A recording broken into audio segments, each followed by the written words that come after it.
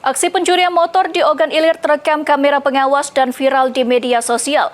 Dalam sehari pelaku beraksi di 3 lokasi yang berbeda dan diduga dilakukan oleh orang yang sama. 1 unit motor berhasil dibawa kabur sementara 2 percobaan pencurian lainnya gagal. Inilah video yang viral di media sosial. Rekaman kamera pengawas diperlihatkan aksi pencurian sepeda motor yang dilakukan pelaku pada siang hari di Ogan Ilir. Kapolsek Indralaya AKP Junardi membenarkan kejadian tersebut. Menurutnya, aksi pencurian terjadi di 3 lokasi yang berbeda di Indralaya. Dari 3 lokasi tersebut, 2 diantaranya merupakan percobaan pencurian namun gagal.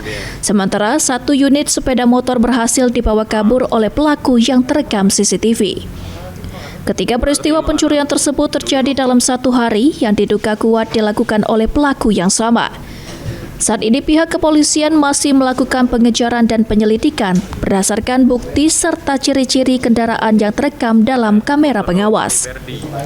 Polisi juga telah melacak nomor plat kendaraan pelaku, namun hasilnya menunjukkan bahwa nomor tersebut palsu dan bukan nomor kendaraan sebenarnya. Sebelumnya, polisi telah berupaya melakukan pencegahan melalui patroli malam di sejumlah titik rawan kejahatan seperti pencurian dan pembegalan. Namun, para pelaku justru memanfaatkan siang dan sore hari untuk beraksi saat pemilik kendaraan sedang lengah.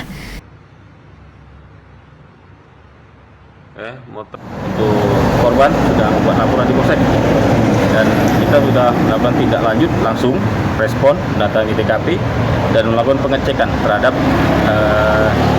kendaraan yang dipakai pelaku. Namun disayangkan ini setelah kita cek ternyata plat tersebut bukan plat sebenarnya.